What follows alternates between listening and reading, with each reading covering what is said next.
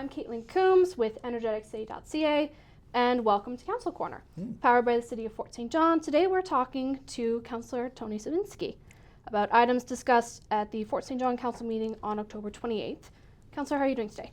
Great. Yourself, Caitlin? I'm doing very well. Fantastic.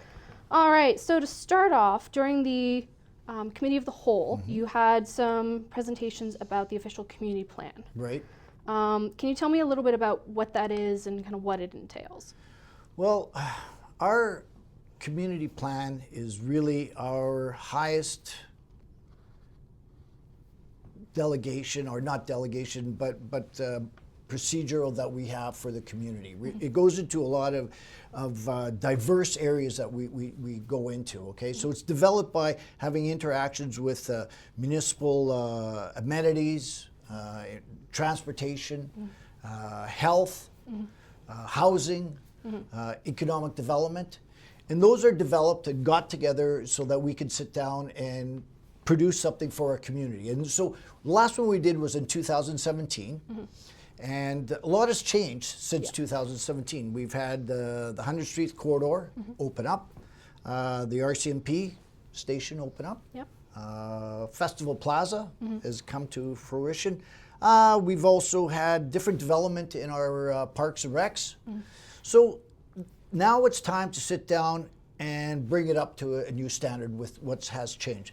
And it should be noted that it has to be done every 5 years because the government, provincial government, has come out with a new regulation that it has to be done every 5 years. And that was mainly driven because of the housing needs review in our province.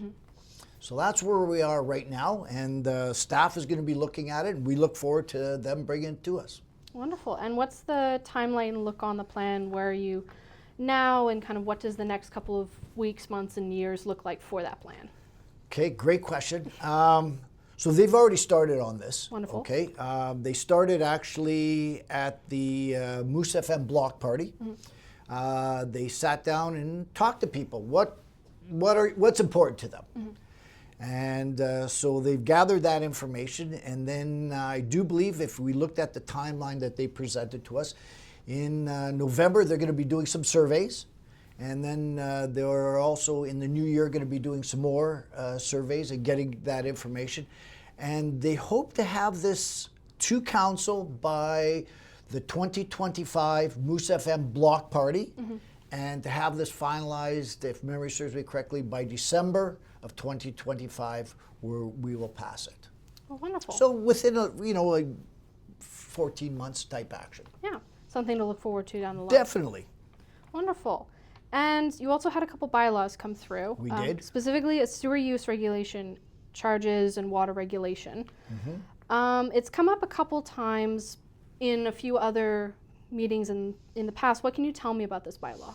Okay, so water and sewer.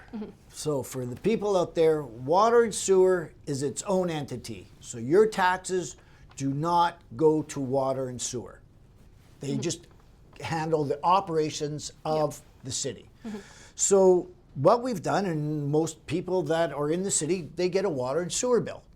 And that money that you pay for the water and sewer is its own entity, i.e. operations and capitals for the water and sewer. So this amendment that came out is actually, what we're amending is the actual rates that we're going to be charging the water and sewer. Okay. Because they look after their own infrastructure, the operations of it, as well as the capital projects of it. Now, when we look at the increase, it's not just what we're doing for operations, but also future capital expenditures that we're going to be looking at.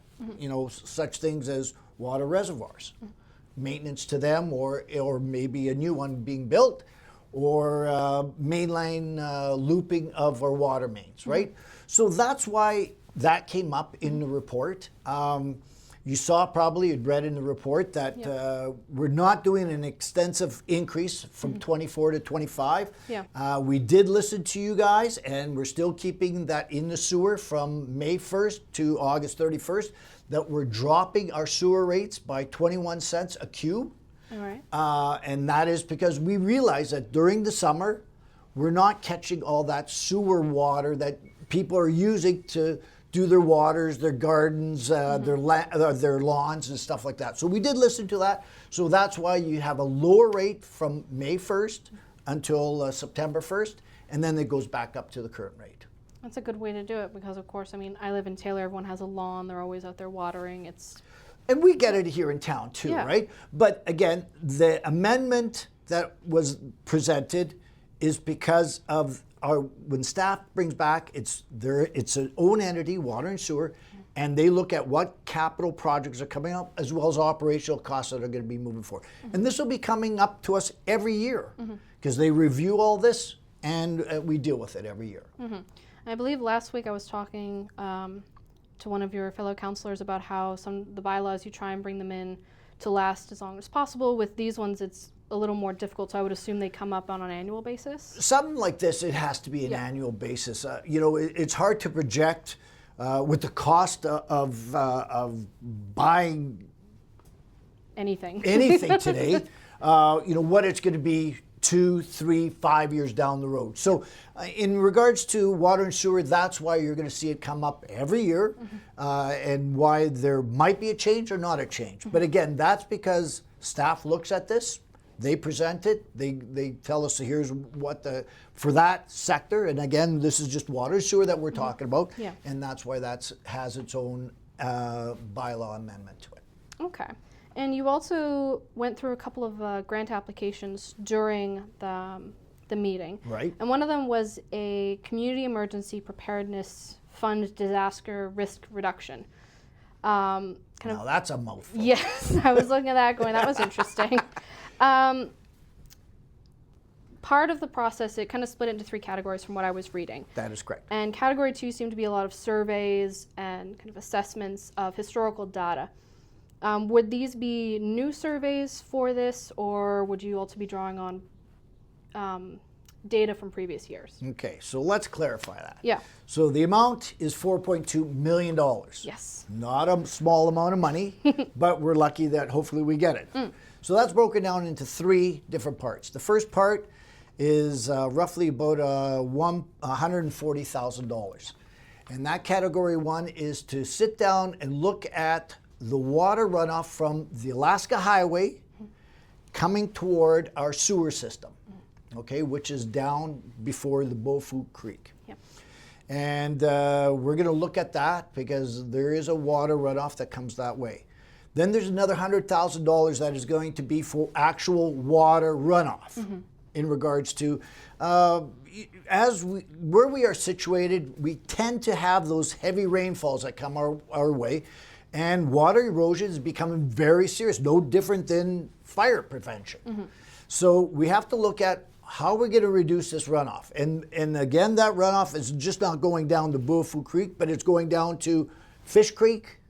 If you had a chance to sit down and go by Kin Park, we have a big settling pond that we did to reduce the water going into down into Fish Creek that we put in. So there's $100,000 that's going to be done for that review. Now we already have some data on that, and this is just to bring that data current and more relevant on where we are right now. And then, for lack of better words, if you do the math, there's about $4 million left over, and that is really the crunch of all this is. And that is because a lot of people don't know, but we have our runoff through Beaufort Creek that goes down toward the old fort. And we also have a micro project that's down there. And those are serious infrastructures that we have, over time, have put money into. And with water erosion happening, we want to make sure that we're not upsetting a community or an area down there. So this is to look at and shore up what's happening down at the base of the Beaufort Creek, and as well as to make sure that our micro hydro project, which is at the base of the old fort, is also not going to be impacted, because with the torrential rains and the water runoff that we have that comes down there, that's some serious infrastructure that we could potentially lose, as well as our water services, and the sewer that we have there for water. So we have to it's to sit down and mitigate risk. Yeah. And it's great that the money's out there, and we have 2 years to actually act on this. So it's not that we get it, we sit on it, but there is a 2-year mandate to sit down and get on top of this. Definitely, and especially if you have this infrastructure, it's all well and good to protect it, but if you don't do the research to figure out what you're protecting it from, it's very difficult not to waste money. So you have to do the research and then protect it properly. That is correct, and it's our tax dollars. Like, we've spent money on this thing. We got to protect it. If we don't protect it, we're going to have to replace it, and that's going to be more than $4 million. I can guarantee you that. When you look at that, what it takes to sit down and put there's two. Again, bringing up, there's 2 things, 2 of the 4 that are most important that makes a community and people want to have. They want to make sure when they flush their toilets that it goes away. Yep. And when they run the water comes out. And our sanitary system has to be looked after. And it's right at the crutch of the Bofu Creek when it goes there. So we want to make sure it's protected and what it's going to take to protect that, as well as all the infrastructure down the road. Yeah. Preventative maintenance rather than... Well, yes. Inexpensive, but let's look after it. Definitely. And one of the topics that was kind of a hot topic during the council was the annual remuneration report. Can you tell me a little bit about what that amendment bill document was about? Sure. So it wasn't a hot topic. I'll be honest with you. I'll be candid with you. The reason that we wanted to discuss it is that we wanted to have transparency. A lot of people don't understand how council is paid, what we're paid, and how does that go about. So first of all, we wanted to make sure that this is transparent, that everyone understands the lay of the land on remuneration for mayor and council. So this came forward, and what it was is we recommended to staff back in the day that they go to a third-party consult to sit down and look at what is out there for other municipalities and what could we use for our municipality. And it was recommended that the current sitting council should look at remuneration for the next term council. Okay. So what this was about was us discussing what wages for a councillor and a mayor should be paid for the next sitting councillor for 2026. Because the next election coming to us is going to be in the fall of 2026. So this is for 2027 to 2030 or 2026? It'll be 2026 to 2030. Okay, gotcha. For a 4-year term. As it presently stands, that you sit as a councillor for 4 years. So when that came forward, we wanted to make sure that, first of all, that everyone understood that this is not for this sitting council. This is not a wage for us, but this is for the next councillors that want to put their name forward. And the reason we want to do that is there are people that want to put their name forward, but they're uncertain number. I mean, most people, and I would say 99.9% of the people that run for council do it because they care about our community. They value our community. They want to have input to our community. They want to make sure that our community prospers. But at the same time, they might have a full-time job, and if they have to leave their job to come to council, they might not get paid for that. So what does that look like? Is there any compensation for that? Well, we're telling them right up front that, listen, here's what you're going to get paid based on those parameters that we set out, that we agreed to. And the parameters are, and it's all there, we are going to pay councillors 40% of what the mayor makes. Yep. And I do believe the mayor right now makes $98,000 a year. And we are going to give them an increase to their wage based on CPI, the current pricing index, of plus 1%. Okay. To a maximum of 3%. Now, people might read into that you're going to give them CPI plus 3%. No. What we're going to do is we're going to give you total max 3%, i.e., an example, if the CPI is 1%, we're going to give you CPI plus 1%. So that year you would get an increase to your salary of 2%. But if CPI, or the Consumer Pricing Index, is at 8%, and we add 1%, because we agreed to CPI plus 1% to a maximum of 3. So CPI is at 8, we give you 1, that would be 9. No, you're capped at 3%. You wouldn't get more than a 3% increase. I'm sorry that you're backwards 5%. And this was recommended so that at least we make sure that we're not doing when the council gets together, and this is done in the middle of the term, and now that could be changed next term when they want, but this is done in the middle of term so that they could analyze, are we keeping up with inflation, and is it enough to entice people to run for council so that we have a diverse group of councillors to represent our great city. And definitely you don't want to be a councillor for the monetary gains, but if, like you said, if you've got a full-time job, this is a lot of hours. Even as a civic reporter, keeping up with you guys is really hard. So I know you guys put a lot of effort into things and a lot of time. So while it's not something, you don't get into being a councillor to get money, but it helps a lot. Well, it does. But I mean, in this day and age, you have to be paid for the time you put in there. Now, and I understand the nonprofits and you put in charitable time and everything, and we do that as well as councillors. We go to different meetings and everything else like that. But you are expected to show up here twice a month, as well as your portfolios that every councillor has to go out there and do it.